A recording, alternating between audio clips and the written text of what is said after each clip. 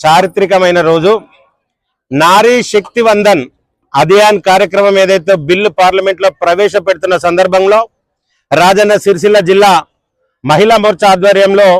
ఇక్కడ ఆ బిల్లుకు మద్దతుగా ఈ రోజు సంఘీభావం తెలపడం జరిగింది. 19వ శతాబ్దం నుండి మహాత్మా జ్యోతిరావు పూలే గారు కానీ డాక్టర్ బిఆర్ అంబేద్కర్ గారు కానీ ఏదైతే లింగ వివక్ష ఉండొద్దు, సమాజంలో అంతరాలు ఉండొద్దు, సమానత్వం కావాలని ఎప్పటికెళ్ళైతే సూచన చేసి కొట్లాడుతుండ్రో వాటి ఆశయాలను ఇలా పరిపూర్ణం చేయడం కోసం భారత ప్రభుత్వం గౌరవ నరేంద్ర మోదీ ప్రధానమంత్రి గారి ఆధ్వర్యంలో మహిళలకు 33% అసెంబ్లీ నుండి పార్లమెంట్ దాకా అవకాశాలను కల్పిస్తూ బిల్లును ప్రవేశపెట్టడం, గత 30 సంవత్సరాలుగా పార్లమెంట్ లో ఆ బిల్లు పెండింగ్ ఉండడం, వివిధ రాజకీయ పార్టీలు స్వతంత్రం వచ్చినప్పటి నుండి దేశాన్ని పాలించినా గానీ మహిళల సాధికారత వాళ్ళకు నెలకొల్పే పరిస్థితులు లేకుండా పోయింది. మరి ఈ రోజు గౌరవ నరేంద్ర మోదీ గారు విశ్వ విపణిలో భారతదేశాన్ని విశ్వ గురువుగా ఏర్పాటు చేస్తూ